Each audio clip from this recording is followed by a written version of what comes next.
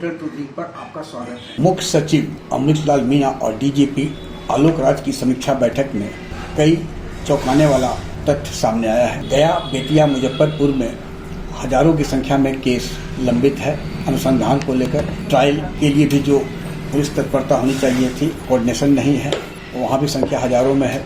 और बुझारत के अगर मामला देखें तो वो भी केस करीब पॉकेट डिस्पोजल होता है, संख्या 20,000 से ऊपर है। सूत्र बताते हैं कि अमृतलाल मीणा और डीजीपी आलोक राज गुरुवार को जिले के सभी पुलिस अधिकारियों, डीएम के साथ साथ रेंज आईजी, डीआईजी और मुख्यालय के पदाधिकारियों के साथ समीक्षा बैठक में थे। अमृतलाल मीणा गया में भी जिलाधिकारी रहे हैं, मुजफ्फरपुर में भी रहे हैं और उन्हें हर क्षेत्र से उनके अपने सूत्र हैं जो उन्हें फीडबैक देते रहते हैं। अमृतलाल मीणा ने गया में करीब 70,000 केस डिस्पोजल होने की बात कहीं तो सूत्र बताते हैं और उन्होंने कहा कि सरकार की ओर से अनुसंधानकर्ता की संख्या बढ़ा दी गई है, सब संसाधन दिया गया है, वैज्ञानिक साक्ष्य एकत्रित करने के लिए जो अत्याधुनिक सुख सुविधा है वो भी प्रदान की गई। इसके बावजूद केस डिस्पोजल में कहाँ कमी रह गई। और आरएस भट्टी के समय जो रेंज डीआईजी, आईजी वाचाल रहा करते थे, जिनसे भट्टी साहब कहा करते थे कि इसे सीख लीजिए, कल अमृतलाल मीणा की बैठक जो समीक्षा बैठक थी उसमें भी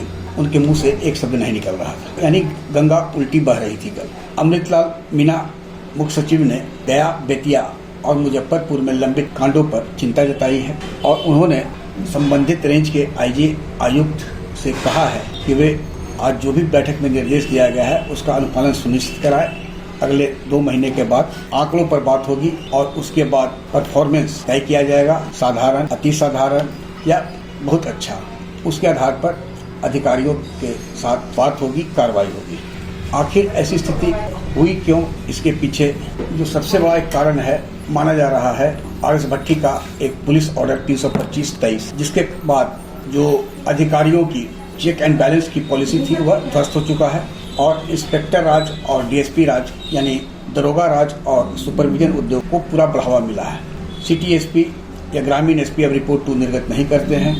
वैसे आप आए दिन ये सुनेंगे कि एसपी या आईजी, डीआईजी ने थाने का निरीक्षण किया, तो निरीक्षण किया तो कंप्लायंस क्या हुआ और किस प्रकार की निरीक्षण हुआ। एक बहुत ही मजेदार तथ्य है बिहार के लिए। बिहार में सुशासन लाने में अहम किरदार निभाने वाले पूर्व आईपीएस अधिकारी 1970 बैच के डीजीपी जो बाद में बने अभयानंद जी उन दिनों रांची में थे। तो शाम को हवाई अड्डे पर टीके सिंह, जो कि डीआईजी के रूप में थे, यूपी के थे, उन्होंने चार्ज लिया।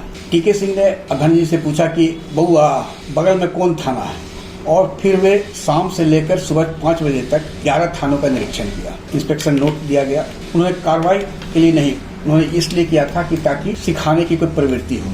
और दूसरे दिन उन्होंने अपने कार्यालय बुलाकर अभयानंद जी को बताया कि जो मैंने 11 थानों का निरीक्षण किया है, इंस्पेक्शन नोट आप देख लीजिए और उसको कंप्लायंस करा दीजिए। कंप्लायंस यदि हो गई, आप कराने में सफल हुए, तो आपको थाना स्तर पर जो पुलिसिंग होती है उसके लिए कहीं सीखने की आपको आवश्यकता नहीं है। अभयानंद जी बताते हैं कि पहले एक थाना का कंप्लायंस कराने में उन्हें 3 से 4 दिन लगा, फिर वो समझते गए और उसके बाद करीब 20 दिन में उन्होंने 11 थानों में जो डीआईजी का इंस्पेक्शन रिपोर्ट था उसको क्रियान्वित करा दिया। आज हो क्या रहा है, आज मैं दावे के साथ कह रहा हूँ कि बिहार में ऐसे अधिकारी नहीं है जो डायरेक्ट हो कि वो थाने में जाकर, जो एक बात छोड़ दीजिए, जाकर किसी डीएसपी प्रोविजनर को ले जाए या आईपीएस प्रोविजनर को ले जाकर इंस्पेक्शन करे और जो इंस्ट्रक्शन देते हैं वो उनके लिए सीख बन सके। कागज की औपचारिकता पूरी होती है, थाना में जाते हैं, कितने कांड पेंडिंग है, नन वारंट क्या है, अवेलेबल है, नहीं अवेलेबल है, इसी तरह का औपचारिकता फाइल वर्क करके चले जाते हैं। न आज के अधिकारी जो युवा हैं उन्हें सीखने की प्रवृत्ति है और न अधिकारी